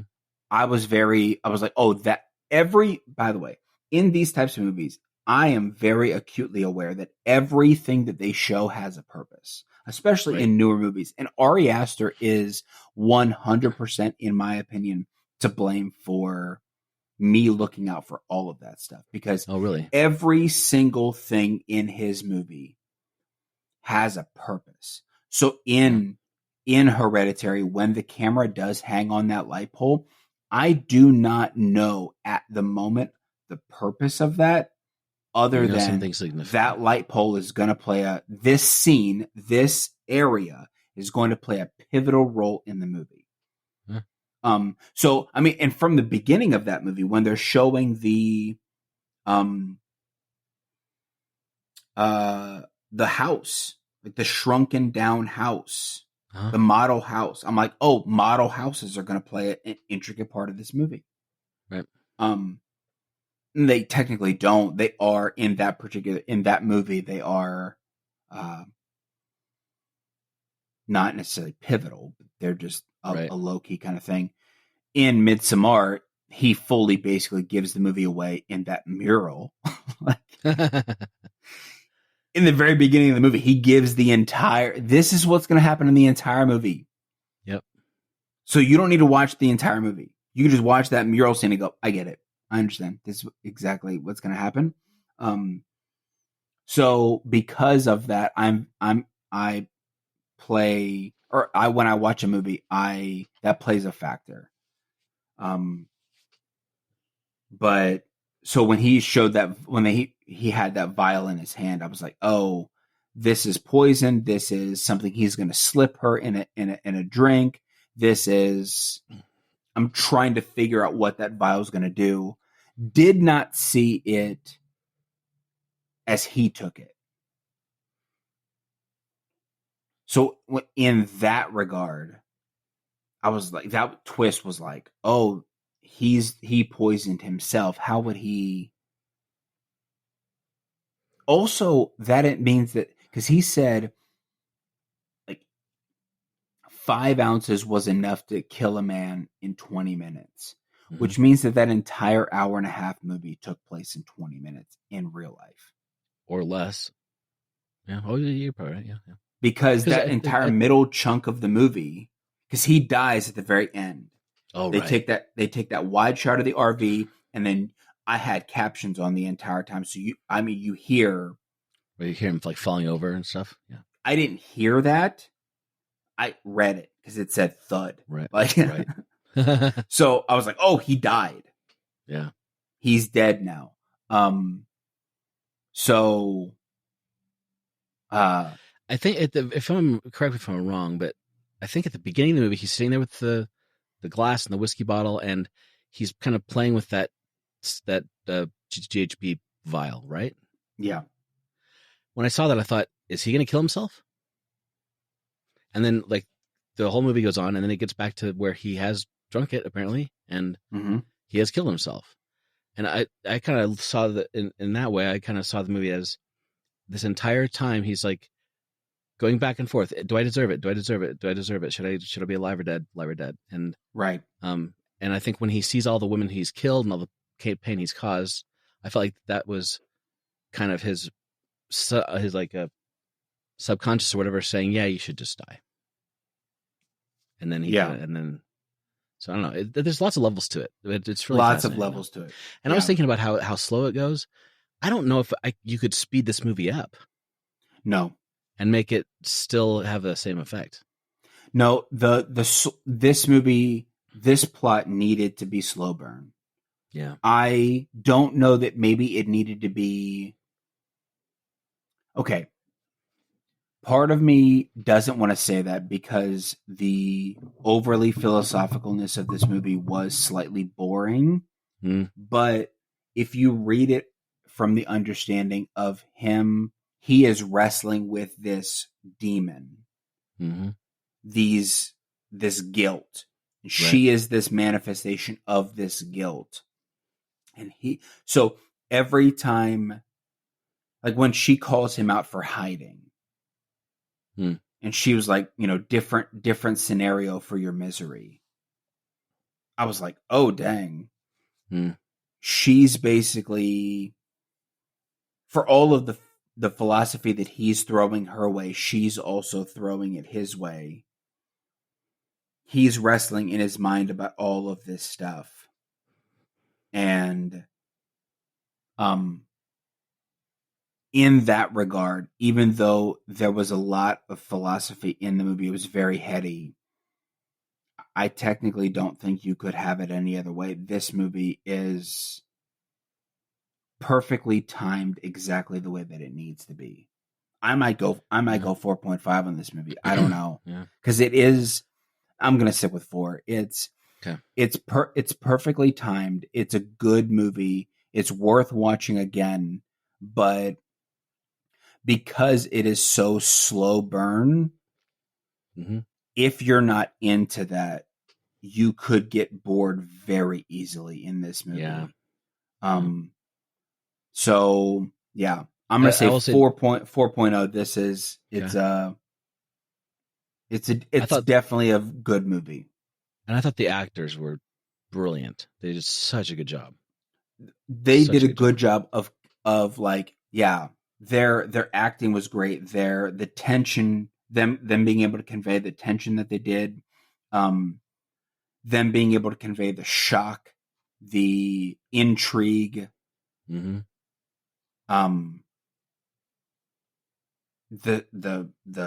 fear, all of that stuff. This was lots of subtleties. Oh yeah. So well, cool. Yeah, this is. I'm glad you made it through. Yeah. The slow burns are just without you there, Steve. I would have probably never finished this movie. If I'm going to be honest with you. And so, slow burns are not for the ADHD person usually. They're not for. Yeah, that's probably true. So, anyway, Psycho Goreman. Yeah, I'm very excited for you to talk about this one, but I'm maybe rushing it. What do you have? What do you have? Do you have anything more to say about? No, I'm glad you liked it. So back in 2020, there's this little movie came out called Psycho Goreman. Psycho Goreman. And Psycho Goreman was a unique movie. I kind of wish I had found it during the pandemic. Yeah. Spoiler alert, I love this movie. I'm so glad it was amazing. This movie. It is wild. I knew that at one point there's going to be a movie that I'm going to give Steve that's going to be so stupid he's got to love it. And I'm glad that it was Psycho Goreman. And just looking at so first of all, looking at the movie poster for this, I thought it was animated. Okay. Just because that's all drawings and cartoonish pictures on the cover or whatever. So I'm like, if I feel like watching an animated movie, maybe I'll get around to it. when you click on it and you like the header picture is worse in a way, because like you got the kids, and then there's Psycho Goreman himself, which looks like one of the lame bad guys from Mighty Morphin Power Rangers, which I did not grow up with. I 100% grew up with it. Yeah, I was just old enough with Power Rangers to when it came out, I was like, that looks like the stupidest crap I've ever seen in my life. Oh man, you missed out, dude. It's the greatest. Like with these overdone like costumes made out of foam, you know? Yeah, and they're just like over the top, and like, what is going on with this? Yep. But I got into this movie, and I love how it starts out. I love how it starts out with, and I'm not going to do a whole breakdown, but it's just because I don't feel like I can't do it justice, but yeah. But I love how it starts out with them playing Crazy Ball, which is a kind of a version of it made me think of, there's a TV show called the Goldbergs that was on for a while. Okay. They play ball. It's a very similar kind of thing. Made up the rules although anyway. I love how it starts out, and I love the girl whoever cast this person who plays Mimi. She's just brilliant. Yeah. This girl is so funny. Oh my word. They could not have this movie without her, because of course she's nonstop, just got all the attitude in the entire, like she has more attitude than the entire cast combined. And she has, well, it's funny because it's like Psycho Goreman can kill her, but yet she outwits him at every turn. Like she's a better smack talker. She's like, she has him. And of course, she has the stone, right? But like, well, I love that how he's like resurrected because, excuse me. I love how they dig the hole, because she told him to, because she won this game. So he digs this massive hole, and at the bottom there's this glowing stone. And she just randomly hits a bunch of buttons and it opens it up. And later they show like they're talking to this council of aliens and stuff, and they're like, no one could have possibly opened that because it would take the most brilliant genius mind in the world, in the galaxy or whatever. And she's like, boop, boop, whatever, and gets it out. And I love how like this like galaxy planet destroying being, Psycho Goreman, or PG for short, is completely under the control of this psychotic little girl. Yeah. And there's really no way to describe her other than psychotic, because she's just psychotic. Right. But in the best way, it's hilarious. And like throughout the movie, she has all these opportunities to save people and to help them, like to use him for good. And she's like, whatever. Yeah. And even at the very end, when he goes off to destroy the world, like that's my job, you know? Yeah. She's like, okay, bye. And just don't kill my family. And he goes and starts destroying the world. She could have said, don't do that. But no, she didn't. Anyway, I love her character. I love how Psycho Goreman cannot ever remember the name of the brother. At the very end of the movie, he says like the name of the parents and Mimi and boy. Yeah. I don't know, it's funny. I laughed so hard with the police officer. Oh my goodness. He like melts the guy's head and brain and face and stuff, and the police officer's just like wandering around with like this goofy mask on and trying to shoot himself in the head, and he can't. He keeps missing. Yeah. And then he hands Mimi this heart, like a Valentine. She opens it up and says, "Kill me, please." And she's like, "This is an absolute waste of good construction paper." Yeah. She has no empathy at all. The dad is the funniest character in the possible entire movie. Yeah. I wish I had gone through, and I might do this anyway, go through and pull out his quotes, because he is so hilarious, because he's the worst person on the planet. He goes to they're out there and they're like, wow, this is a big hole. And the mom's like, get him to take care of this, Greg. And he's like, well, first kids, congrats, very nice hole. You did a good job. And then they're like, somebody's got to clean this up. And they all vote for the dad to do it. And he's like, fine. And he gets the shovel and he touches the dirt. Just touches the dirt with a shovel. And he's like, oh, my hand. Yeah. Uh-huh. And that's all I did. I read in a couple things. He said there at the table, and he's like, I was in the army. When I was in the army, we used to play guns a lot. It's called the Iraq War, and we played for keeps. Okay. And the mom's like, you've never shot a gun in your life. And later the kids leave the table, and the mom's like, that could have gone better. He's like, well, she finished my delicious chicken, and in the end, isn't that what really matters? She's like, the mom's like, she didn't finish her chicken. What are you Yeah. Then he's on the toilet, and then Psycho Goreman comes to like the floating head, to come find us. And like, oh, come find us. And he's like, well, I don't know where you are. He's like, we're on the corner of, Prospect and blah, blah, blah. And he's like, but how do I get there? I was like, oh boy, I keep like little like snippets of this movie just keep going through my head. It's so fun. And the girl singing that, I'm the heckin' best, frig all the rest. Freak yourself. I'm like, oh my word, just the frigging thing was hilarious. Yeah. And to be, okay. When Psycho Goreman, sorry, PG, when PG, eats people, and that's giving them a warrior's death. Yeah. And his jaw becomes the size of a trash can. Uh-huh. I don't know why they cracked me up so much. Yeah, it's like Power Rangers for adults. Oh, and he turns their friend into a giant brain, Alistair. Oh my gosh, yes. And it's just he just stays as a brain. Yeah, they don't help him. No, the girl could be like, turn him back into a boy. Nothing. And at one point, Alistair's like kind of smooshing away from everything because he's like this giant brain. And she's like, what's wrong, Alistair? And he's like, well, am I ever going to be normal again? And she's like, no, I don't think so. Yeah. Yeah, she has no empathy for him at all.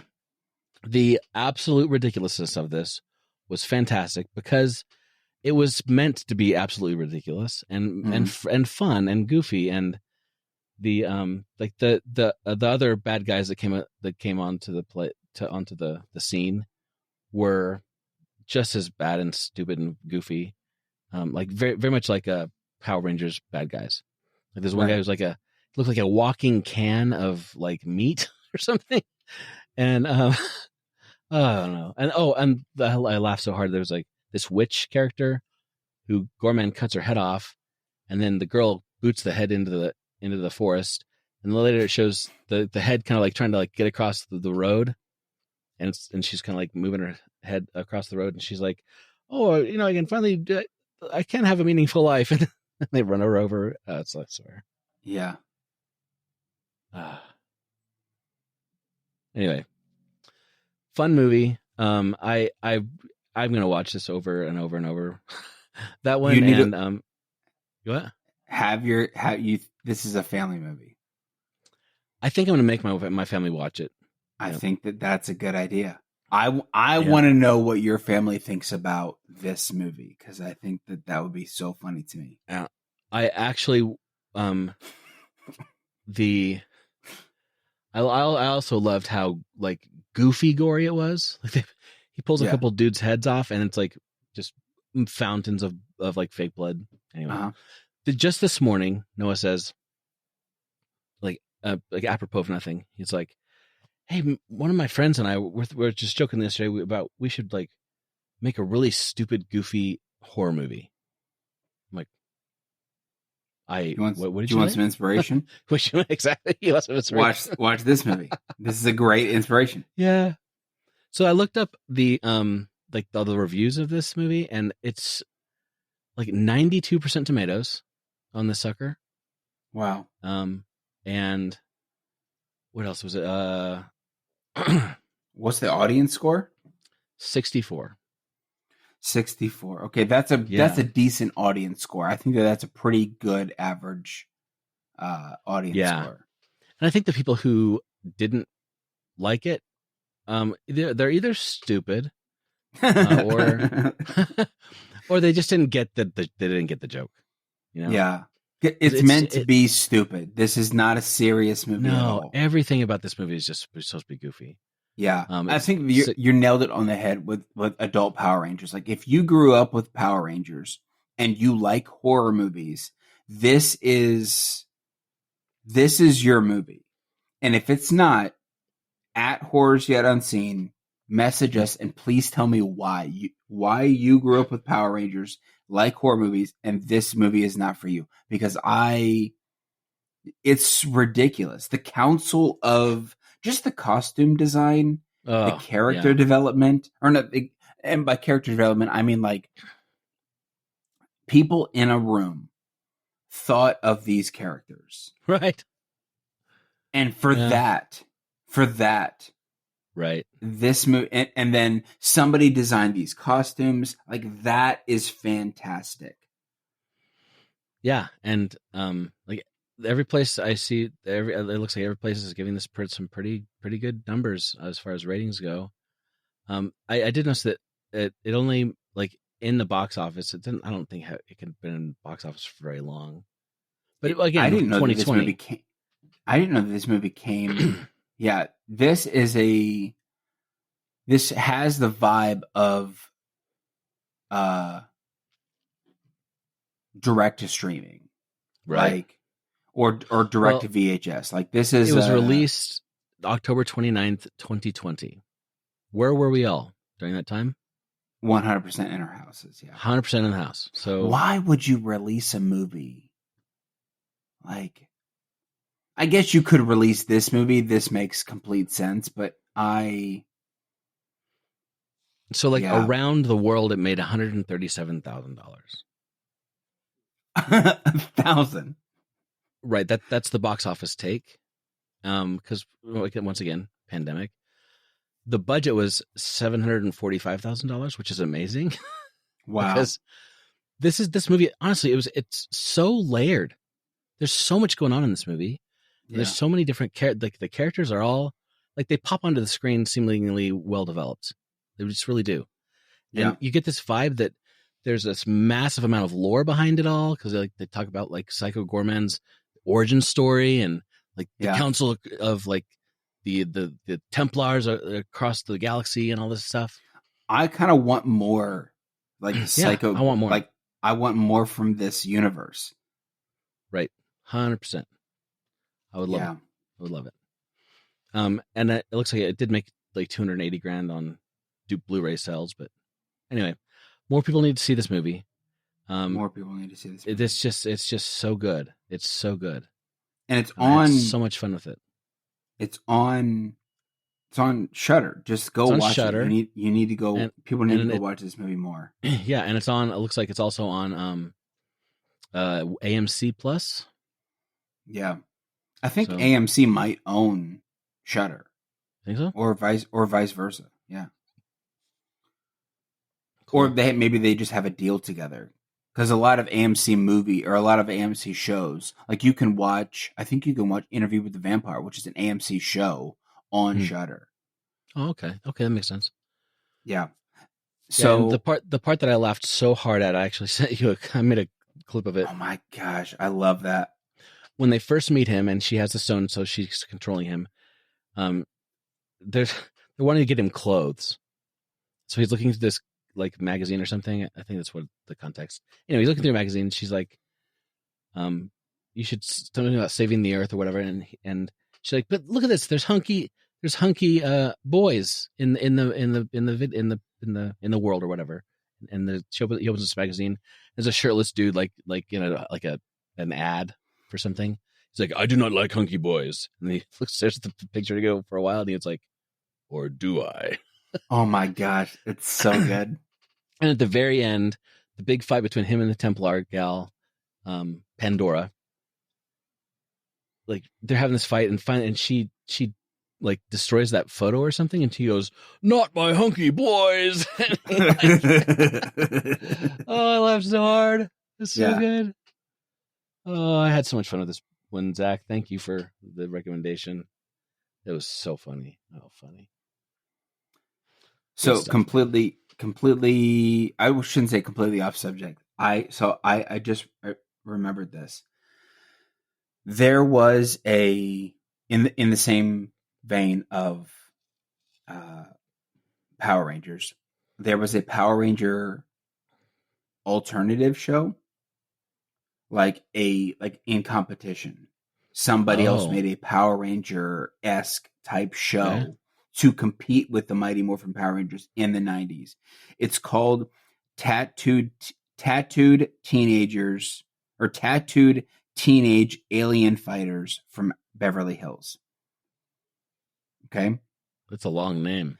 Tattooed Teenage Alien Fighters from Beverly Hills. The entire season or series is on YouTube. Really? You should go at least watch episode 1 of Tattooed Teenage Alien Fighters from Beverly Hills. It's very clear from the very beginning of this show why Mighty Morphin Power Rangers was a significantly better show. Just the images, holy cow. But it's at least worth watching the first episode. Dude. The theme song is amazing. It's way too long. I love how the people in this are clearly like 30 years old.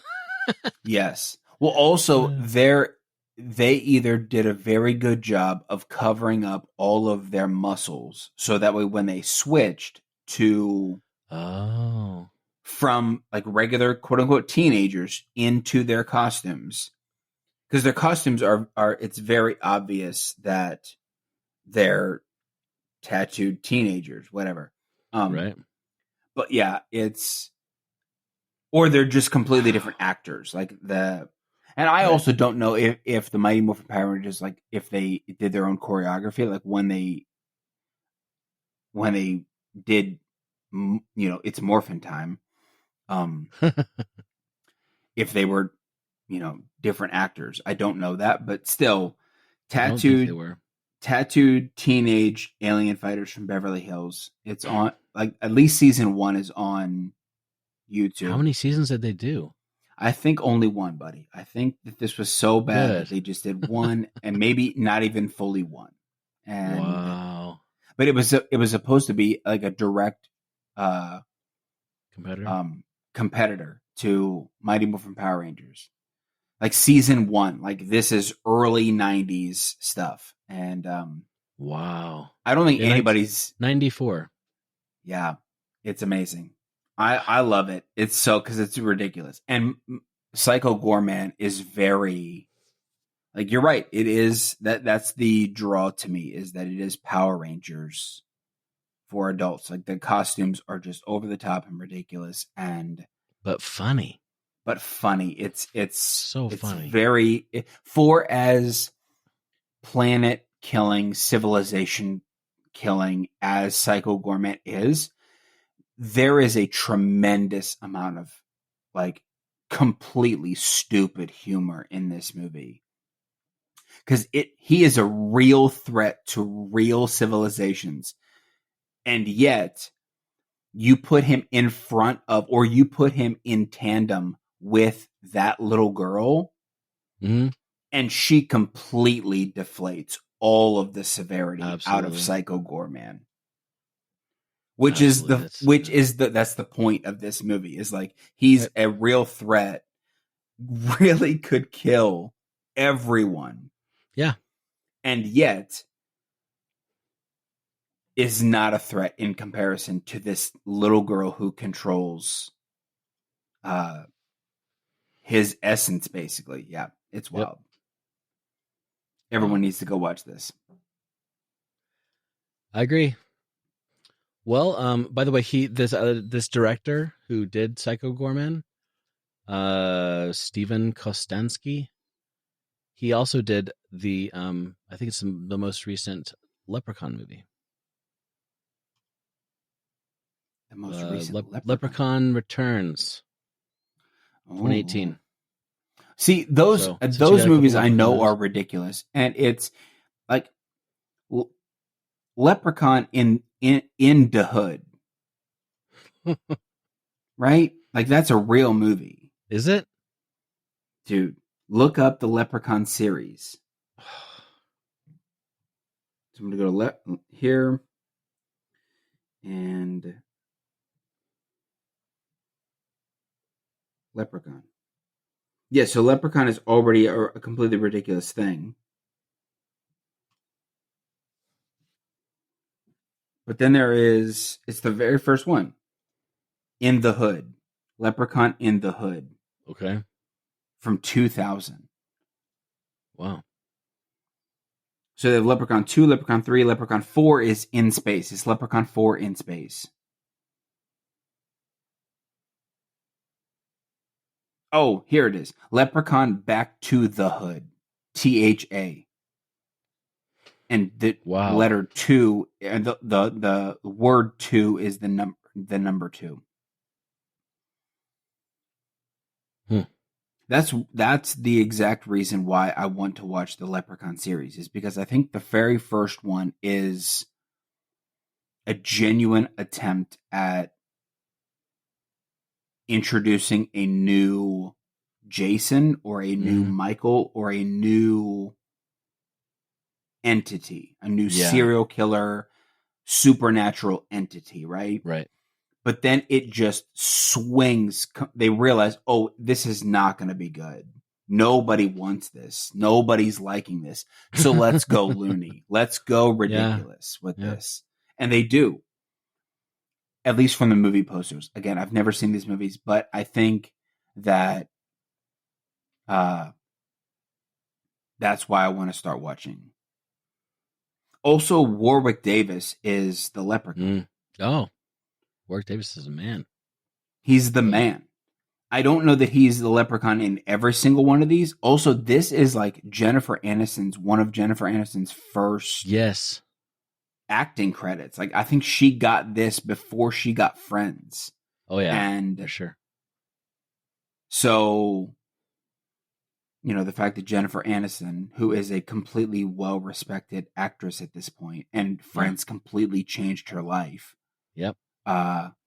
Is in a completely ridiculous, stupid horror movie is amazing. Anyway. Well, let's pick some movies for next time. I'm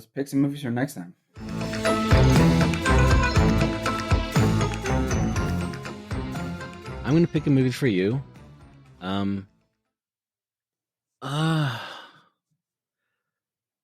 Every time I do this, I had a movie in my mind, and then I'm like, I look at all these other ones on my list, and I'm like, but I want you to watch them all, Zach. All of them. Yeah. Well, I will, just slowly. It's a slow burn, Steve. Okay. Let's go with, what's it called? Hellbender. 2021. Hellbender 2021. Okay. Mm-hmm. That's a Shudder. Fantastic. Yeah. I mean, growing up is hell. There you go. Easy peasy. Right? There you go. Spin some truth. Well, then I'm going to swing also for the fences here with another ridiculous movie. I have to give you the stuff. I have to do it. I have to do it. I can't not do it now. I have to. I mean, and by the way, this me swinging for the fences this could be Psycho Goreman again. Yeah. Or because this is an 80s movie, you're going to hate it. So is it supposed to be funny like Psycho Goreman's supposed to be funny? I think that it's not. I don't know the answer to that. Somebody seriously made a movie, and I don't think that it is. I wouldn't say that this movie is knowingly stupid like Attack of the Killer Tomatoes. Okay. Okay. But possibly it is. Because the premise is dumb. Like, anyway, You should still watch it. You should watch it anyway, even without this podcast. Well, you should watch the stuff because it's a great movie. But yeah, it's not gonna get. Dude. It's not gonna. It's never gonna earn an Oscar. No one's ever gonna give this movie an award. But it's worth wasting an hour and a half or so. It's worth wasting. That's a perfect way to put it. That's a perfect way to put it. Yeah. So, well, I'm looking forward to that. Well, don't count your chickens, okay? Don't count your chickens. Let me put it this way, Zach. I'm looking forward to that being over. Yeah. Again, don't count your chickens because it's high risk, high reward at this point. You know, it's high risk, high reward. The thing is, I signed up for this whole mess, so you did. You know, I'm gonna do the thing. I'm either gonna get a text message later on this week and go, "I hate you." That's what you're gonna send me. Yeah. Well, or it's a bit rude, okay, and or I'm gonna get a text message where like, "I can't wait to talk about this movie." You know, it's funny. I kind of on that note. I follow Mike Flanagan on Letterboxd. Cool. And it always shows activity from friends. And he has watched every horror movie ever. Yeah. He doesn't rate them at all. Like once in a while, he'll say like, he'll put a heart if he really likes something. Yeah. But like every movie, like he's watched the stuff. Yeah, of course he has. And he's a good person. Of course. He's a good person. And he's seen Hellbender, you know? And it's like every one of these movies that I have, it's like he's watched it. Yeah. It's amazing. He's a student. He's a student of horror. And he is. It's his directing is a direct result of him watching the stuff. That's all I'm gonna say. I like how you put that. Yeah, it's good. Yeah. If you like Dr. Sleep, if you like Midnight Mass, you're gonna love this stuff because Mike Flanagan has seen it. He didn't say I liked it. That's why I said what I did. That logic is airtight. Let's just say that. Absolutely. Logic, if you like Mike Flanagan's directing, then you will like the stuff because Mike Flanagan at least saw this movie. Totally. This movie was influential in all of Mike Flanagan's horror because he either went, I love this movie, I need to throw some breadcrumbs in all of the movies back to the stuff, or this is what not to do. Yeah. Yeah. All of Mike Flanagan's work is going to make more sense when you see this stuff. Let's stop the podcast before you get any further into this pile of. I want to give the stuff the credit that it's due, and Mike Flanagan. At the end of the day, Mike, you have an open invitation to come on this podcast. Absolutely. Well, Zach, I'm gonna head on out and have the rest of the day. You enjoy the rest of your evening. Yes, I will. You as well. Will do. And I'll talk to you later. All right, buddy. All right, listeners. That's a wrap for another episode of Horrors Yet Unseen. Thanks for joining us. And we'd love for you to become part of the conversation. Just drop us a voicemail at 1-216-202-5495 or email us at horrorsyetunseen@gmail.com. And keep up with the latest by following us on Instagram. That handle is at horrorsyetunseenpod. We'd also appreciate it if you like and review our show on Apple Podcasts or Spotify. Your support means a lot to us. See you next time.